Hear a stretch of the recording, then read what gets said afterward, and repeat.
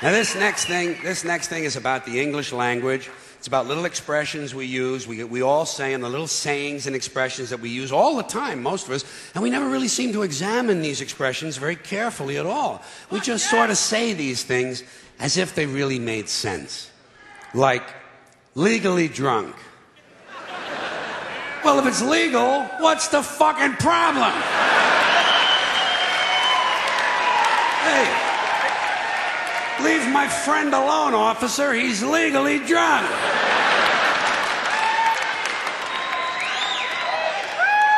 You know where you can stick it.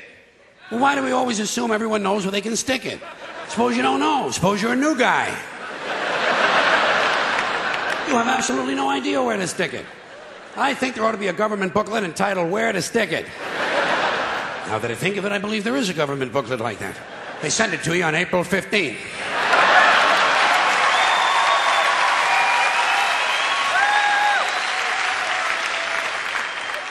Undisputed heavyweight champion. Well, if it's undisputed, what's all the fighting about?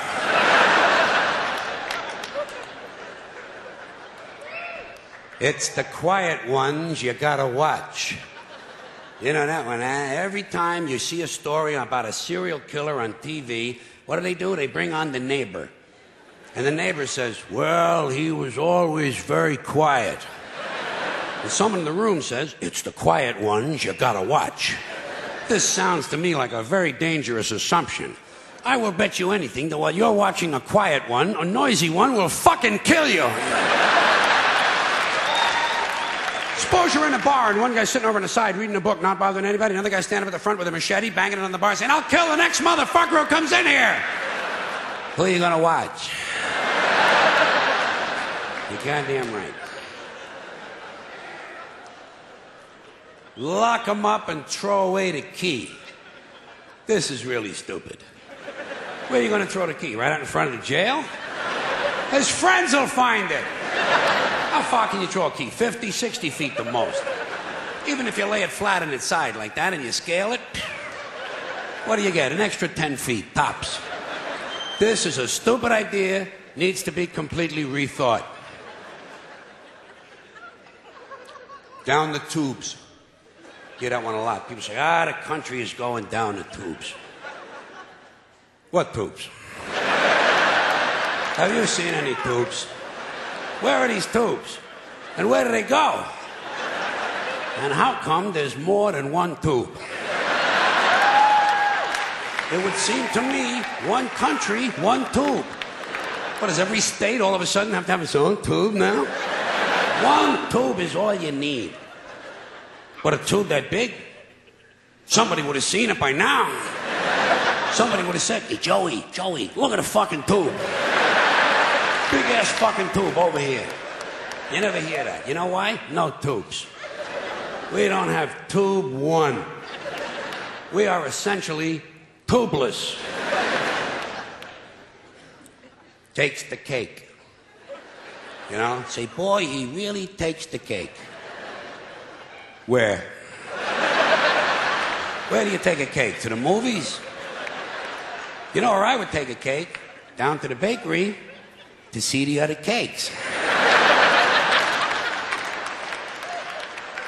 And how come he takes the cake? How come he don't take the pie? Pie is easier to carry than the cake. Easy as pie. Hey, wait. Cake is not too hard to carry either. Piece of cake. The greatest thing since sliced bread. So this is it, huh, folks? Couple of 100,000 years.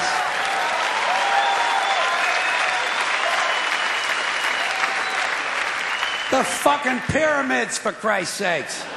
Panama Canal, the Great Wall of China. Even a lava lamp. To me, is greater than sliced bread. What's so great about sliced bread? You got a knife, you got a loaf of bread, slice the fucking thing!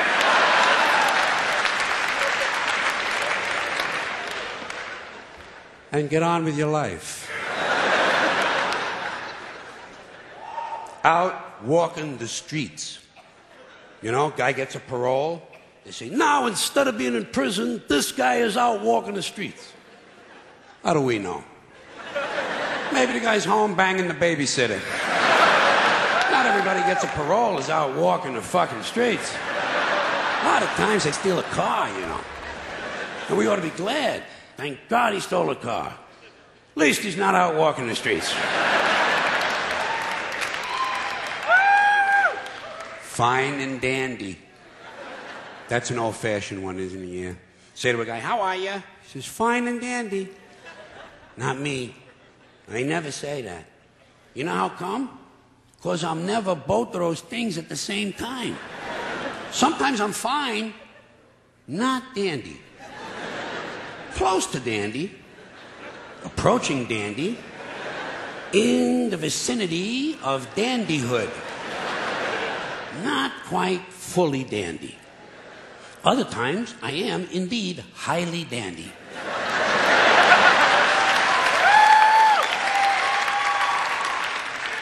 However, not fine. One time, 1965, August, for about an hour. I was both fine and dandy at the same time. But nobody asked me how I was. And I could have told him. I could have told him.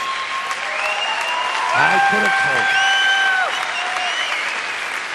I could have said to the person, fine and dandy. I consider it a lost opportunity. Walking papers. You know, guy gets fired. You say, geez, poor guy. Well, they give him his walking papers today. Did you ever get any walking papers? Seriously? Believe me, in my life, I got fired a lot of times. You can tell. Never got any walking papers. Never got a pink slip either. You know what I would get? A guy would come around to my desk and say, get the fuck out of here!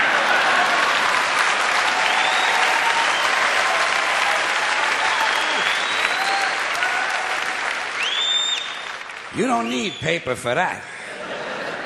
It's like the Riot Act. The Riot Act. They keep telling you they're going to read that to you. Have you heard this thing at all? Especially when you're a kid, they threaten you. You wait till your father comes home, he's going to read you the Riot Act. Tell him I already read it myself. And I didn't like it either. I consider it wordy and poorly thought out. He wants to read me something. How about the Gentleman's Guide to the Golden Age of Blowjobs?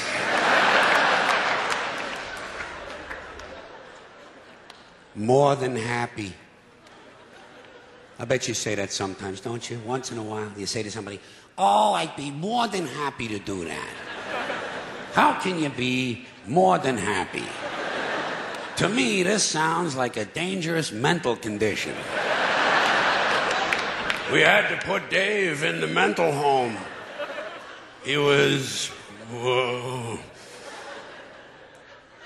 more than happy. One more of these. In your own words. People say that to you. You know when you hear that a lot in a classroom or in a courtroom, they'll say to you, tell us in your own words. Do you have your own words? Hey, I'm using the ones everybody else has been using. Next time they tell you to say something in your own words, say, Nick Flat Blarney Quando Flu.